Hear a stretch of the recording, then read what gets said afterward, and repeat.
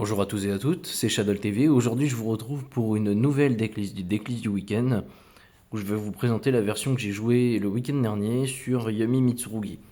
Cette fois-ci, j'ai fait des choix un petit peu différents qui m'ont amené à des combos un peu plus intéressants, surtout pour transitionner depuis la partie Mitsurugi vers la partie Yumi, à défaut du zombie vampire qui est joué dans la plupart des listes actuellement.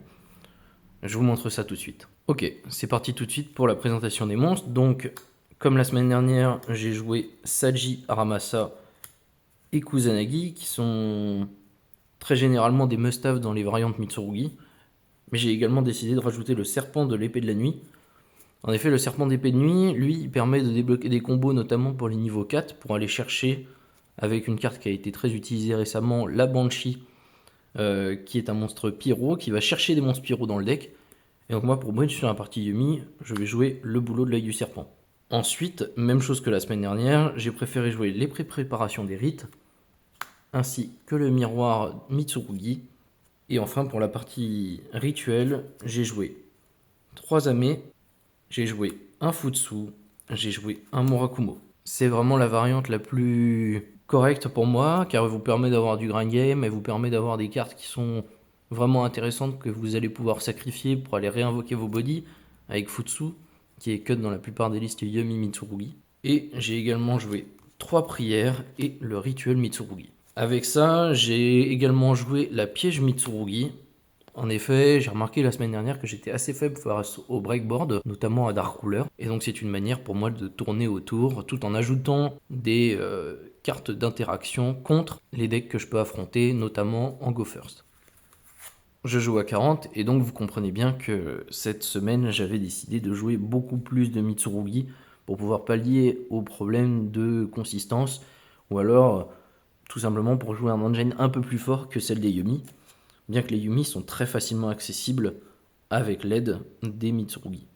Pour la partie Yumi, j'ai décidé de jouer 3 Cupsy Yumi, j'ai décidé de jouer également 2 Cookies et un Lolipo. Je n'ai toujours pas les marshmallows, je pense que je les achèterai après avoir acheté l'engine Dracotail, qui m'intéresse beaucoup pour les prochains duels, les prochains archétypes que je pourrais jouer. J'ai également donc joué 2 surprises, un mignon et un accroqué. Donc si vous voulez une idée de ce que vous pouvez cut, pourquoi pas pour la partie justement Yummy pour pouvoir jouer 3 marshmallows. Bien évidemment vous pouvez cut sur une surprise, vous pouvez cut également un cookie, là où l'intérêt de marshmallow est de remplacer les names et pourquoi pas de devenir des starters un peu plus intéressants sans normal summon. Et si vous le souhaitez, vous pouvez également retirer un accroqué, puisque l'on joue la grande purification Mitsurugi. Donc ça vous permet d'avoir quand même des interactions, des interruptions qui sont assez fortes pour pouvoir jouer justement contre des board breakers notamment, ou alors contre des cartes qui vont vous détruire, des monstres. J'aime toutefois jouer beaucoup à croquer, car je vais souvent la chercher en go second. Ça me permet d'avoir une protection de la destruction de mes monstres. Et si jamais un de mes monstres est détruit, notamment, je ne sais pas, mais une normal summon, eh bien je vais pouvoir aller spé du deck un Cupsy par exemple. Cupsy qui va aller me chercher la magie rapide, et ensuite avec le lien 1, je vais pouvoir remplacer le terrain. Donc ça, c'est vraiment des choses qui vous permettent de jouer, malgré le fait que vous avez un accroqué en main. Ça vous permet de partir sur des lignes de play potentiellement à travers des entraps ou des interactions de votre adversaire. Comme je vous l'ai dit, je joue à 40, donc j'ai fait des impasses sur certaines entraps et j'ai préféré jouer des cartes comme Mulcharmy Fuvalos qui vont me permettre d'avoir un peu plus de go second ou alors de faire arrêter les boards adverses pendant justement qu'ils vont essayer de jouer. J'ai joué tout de même 3 Floraisons de Cendre et Joyau Printemps, qui sont des entraps extrêmement intéressantes dans la méta. Elles touchent à peu près tous les decks. J'ai également joué 3 Infinis éphémères. Et pour finir, de la même manière que la semaine dernière, j'ai joué 2 Power Cards que je trouve avoir du mal à cut, qui sont Talent des triples tactiques et Appelé par la tombe. Appelé par la tombe, elle est très forte, puisque déjà elle va vous permettre de protéger vos plays. On joue à 40, donc on a une probabilité un peu plus importante de le choper. 12,5% hein, pour une main sur 8 environ.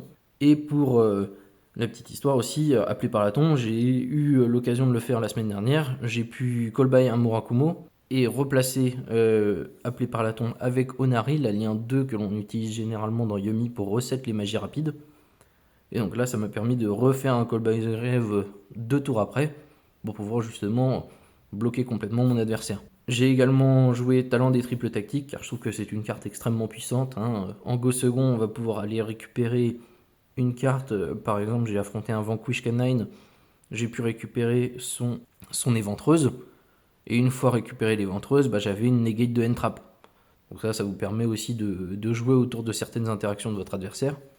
Et j'ai notamment utilisé l'éventreuse par la suite pour invoquer SP Little Knight qui m'a fait bannir une de ses ressources, pour ensuite se bannir elle-même pour annuler plus ou moins une invocation d'un de ses monstres Vanquish. Et ça m'a permis de passer un board justement. Voilà pour le main deck. Maintenant je vais passer à la partie extra deck. Pour l'extra deck, j'ai joué SP Petite Chevaleresse, je l'ai préféré à Dynamondo parce que je me suis rappelé aussi des variantes Canine Crystron qui pouvaient vous lock avec les locks en machine notamment. Donc ça vous permet d'avoir des cartes pour pouvoir jouer à travers sans trop risquer de vous faire bloquer, notamment sur les liens 1 Yomi qui demandent des bêtes lumière. J'ai joué également Onari qui, comme je vous l'ai dit, peut reset Call by the Grave, peut reset également la prière Mitsurugi dans votre deck, mais aussi la surprise Yomi. J'ai joué l'araignée lien, j'ai joué un lien Kuribo que je n'ai malheureusement pas eu l'occasion de tester. Donc j'avoue que je ne suis pas encore assez familier avec la carte pour pouvoir développer les lignes de play avec celle-ci. Almirage, comme je vous l'ai dit, quand on est lock par exemple sous Erkenbi, ce genre de choses, ça vous permet de faire la norme d'un monstre, d'une entrap, faire un lien 1 vers un almirage. Vous pouvez ensuite spé votre Cupsy par exemple, Cupsy qui va aller tuto une magie rapide pour pouvoir repartir après. Et enfin, vu que vous avez deux monstres dont un monstre d'extra deck, vous pouvez ensuite invoquer la SP Petite Chevaleresse, vous pouvez bannir le Zerkenbi ou la carte qui vous pose problème, et ensuite jouer à travers ça. J'ai également joué le contrôleur de pesanteur qui va me permettre généralement de repartir sur les combos Yumi. Donc, de quelle façon? Tout d'abord, je vais vous présenter les deux derniers liens de l'extra deck avec Snatchy. Et ensuite, je vous ai parlé de Boulot de l'œil du serpent. Et comment on va faire pour aller le tutoriser? Eh bien, tout d'abord, on va jouer la Banshee de la flamme infernale. La Banshee, en fait, il vous faut deux niveaux 4. L'engine Mitsurugi vous permet de placer ces deux niveaux 4 sur le terrain à la fin de son board.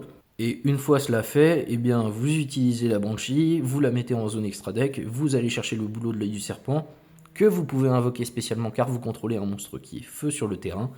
Et ensuite, vous utilisez le contrôleur de pesanteur pour enlever la Banshee de la flamme infernale qui se trouve être un monstre non lien dans une zone monstre extra. Après cela, eh bien, vous allez pouvoir jouer avec votre contrôleur de pesanteur et votre Boulot de l'œil du serpent, ou bien un Yumi tout simplement dans votre main pour pouvoir aller jouer justement les cartes Yumi. Et donc vous vous retrouvez avec des plays où vous pouvez partir sur vos Yumi à partir de vos Mitsurugi. Autre chose maintenant, une fois que vous avez fait vos plays pour partir des plays Mitsurugi vers les plays Yumi, il faut également une option de jeu pour partir des plays Yumi vers les plays Mitsurugi. Et donc pour cela, la tech la plus connue et la plus utilisée est Herald de l'Arclight, le chatriste au Shamisen Samsara. Donc cette fois-ci, je vous mettrai une petite image en haut à droite de votre écran, comme ça vous pourrez justement relire le nom de la carte, pourquoi pas la rechercher de votre côté. Elle est utilisée non pas pour son effet en main phase de votre adversaire pour justement après la résolution invoquée par synchronisation, bien que cela puisse être intéressant, elle est surtout utilisée pour être envoyée dans le cimetière en tant que matériel synchro 3 avec un de vos monstres Yumi pour invoquer le Herald de la lumière arc. Vous l'invoquez en zone extra, et de la même manière que ce que l'on a fait tout à l'heure avec la Banshee, en fait cette fois-ci vous allez utiliser le héros de la lumière arc en zone extra main pour invoquer le contrôleur de gravité, et une fois cela fait, eh bien, vous avez juste à déclarer son effet dans le cimetière. Une fois l'effet déclaré dans le cimetière, vous déclarez l'effet du chat Samsara, vous renvoyez le Herald dans votre extra deck, celui-ci se réinvoque, vous avez toujours un Yumi on board, ou alors vous avez votre magie rapide tout simplement pour pouvoir réinvoquer ce dernier. Vous refaites une synchro 4 et vous réinvoquez un Herald. Et donc ça vous permet de réinvoquer un Herald en fin de partie, en fin de combo. Pour ce qui est de la deuxième synchro 3, j'ai cut cette fois-ci le Metal Marcher pour invoquer le hamster d'étoile, puisque généralement il va servir à peu près au même rôle. En tout cas, le hamster d'étoile, lui, peut également réinvoquer un monstre niveau 1 du cimetière pour l'utiliser en tant que matériel synthoniseur pour l'invocation du Herald. Donc c'est généralement une step que j'utilise également pour arriver au Herald. Et enfin, nous jouons un deck Yumi, donc nous ne pouvons pas nous passer de nos 3 monstres principaux qui sont Cookie Yumiway, Lolipo Yumiway et Cupsy Yumiway. Voilà ce qui conclut mon extra deck. Une fois que j'ai décrit l'extra deck, je vais passer maintenant à la partie side deck. Il faut savoir qu'il y avait un joueur qui jouait beaucoup sur les back rows cette fois-ci, et donc le side deck a été tourné en conséquence, résultant en la présence de 2 PTT pour la partie des magies qui vont me permettre d'aller chercher des pièges ou alors des magies normales. Magie normale comme Orage Foudroyant qui me permettent à la fois de traiter les menaces des back rows et les menaces des monstres qui seraient présents en position d'attaque. Je pense tout d'abord à Yumi bien sûr avec les monstres liens, mais également avec d'autres types de monstres comme Murakumo, ce genre de choses. J'ai joué 3 magies rapides dans la présence de Cyclone Cosmique, ça me permettait de virer les back rows qui pouvaient être recyclés. Je pense encore une fois au match-up Yumi ou au match-up Mitsurugi, où je peux être face à une prière par exemple, ou à une magie rapide Yumi, donc ça me permet de tourner un petit peu autour. J'ai joué le canon destructif d'Aruma pour aller avec la PTT qui me permettait de gérer notamment les cartes qui sont un peu considérées comme des towers. J'ai joué 3 à force égale. Comme je l'ai dit, il y avait des back rows, donc je devais trouver une option de jeu pour passer à travers avec la présence de ces à force égale. J'ai joué également Hurluberlu et Oiseau de verrouillage en 3 exemplaires dans la partie side deck, au cas où je tomberais contre les variantes Mitsurugi ou les decks combo. Et enfin, une addition que j'ai voulu tester, notamment contre le match-up Yumi en miroir, et bien écoutez, c'est le virus démoniaque de destruction de deck. Puisque je vais détruire tous les monstres à 1500 d'attaque ou moins, c'est vrai que ça me permet de gérer assez facilement, notamment le match-up. C'est une carte que j'ai voulu tester, étant donné que je joue la variante Mitsurugi, j'ai rapidement des monstres ténèbres avec 2000 d'attaque ou plus, et donc ça fit plutôt bien dans le deck, notamment dans une optique de go first. J'aimerais vous présenter la combo que j'ai utilisée notamment pour passer de l'engine Mitsurugi à l'engine Yumi. Donc tout d'abord vous commencez par Abakiri, vous invoquez votre Saji que vous sacrifiez, puis vous allez tuto une magie rapide. La magie rapide vous permet de sacrifier le Abakiri en main pour aller chercher un Aramasa et vous réinvoquer le Saji au cimetière. Une fois cela fait, le Hame va aller vous chercher le rituel Mitsurugi, puis vous allez pouvoir invoquer normalement l'Aramasa. Une fois cela fait, l'Aramasa va aller vous chercher le Hame. Vous allez pouvoir activer le rituel pour invoquer de la main Hame no Murakumo. En invoquant Murakumo, vous allez pouvoir envoyer le serpent de la nuit et le Kusanagi. Puis, vous allez récupérer votre rituel à la main ainsi que le serpent de l'épée de la nuit sur le terrain de cette manière. Ensuite, vous activez votre rituel. Vous pouvez réinvoquer Futsu depuis votre main deck en sacrifiant Murakumo. Murakumo qui peut ensuite se réinvoquer pour aller chercher une prière. Autre option de jeu, vous pouvez tout simplement aller chercher la grande purification. Une fois cela fait, vous pouvez tout simplement utiliser le serpent d'épée de la nuit pour invoquer la Banshee, détacher le serpent d'épée de la nuit pour éviter de le bannir, pourquoi pas le réinvoquer avec l'aide de votre Futsu, et aller chercher le boulot de l'œil du serpent. Vous contrôlez un monstre feu, vous pouvez invoquer le boulot de l'œil du serpent et invoquer par lien sur votre Banshee, et vous avez ainsi un niveau 1 et un lien 1 pour faire votre invocation synchro et partir sur vos plays Yumi, notamment avec Cupsy Yumiway. Ici, on a utilisé une seule carte de la main, il vous reste donc 4 cartes en main pour jouer, et vous pouvez également, si vous le souhaitez dans d'autres variantes, finir avec une espie en utilisant ces 2 monstres-là. Une autre option que je n'avais pas sous la main, c'est d'utiliser Bitcop. Ici, vous utilisez votre Bitcop, vous invoquez par lien 2 après avoir nettoyé la zone monstre extra, vous invoquez par lien 2 Bitcop, vous posez votre piège, même si vous n'y êtes pas obligé, vous activez l'effet de Bitcop, vous tentez de placer un compteur en sacrifiant Futsu, Futsu va pouvoir se réinvoquer par la suite et allez vous chercher la prière Mitsurugi. Je vous mettrai en haut à droite Bitcop pour que vous voyez à quoi elle ressemble. Cela vous donne une grande purification qui est protégée de la destruction une fois avec le compteur policier de Bitcop, et ce qui vous donne accès à la magie rapide, tout en vous donnant accès à la partie Yumi.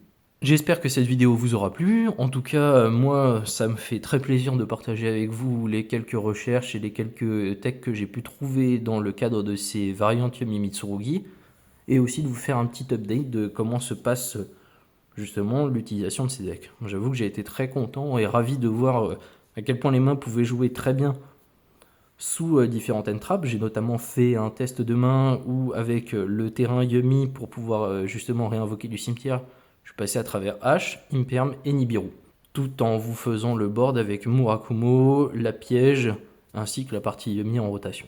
En tout cas, n'hésitez pas si vous avez des questions à me poser sur la partie Yumi, sur la partie Mitsurugi, ou même sur les cartes d'extra deck à jouer, pourquoi pas dans le cadre de vos parties. Je serais très intéressé pour vous répondre, notamment dans l'espace commentaire. Mais vous pouvez également vous abonner, activer la cloche pour recevoir les notifications, et pourquoi pas suivre l'aventure justement des decks du week-end.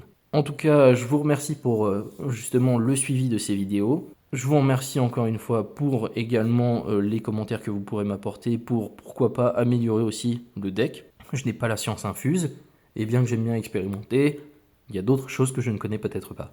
Merci à vous en tout cas les duellistes, et je vous dis à la prochaine. C'était Shadow TV, au revoir.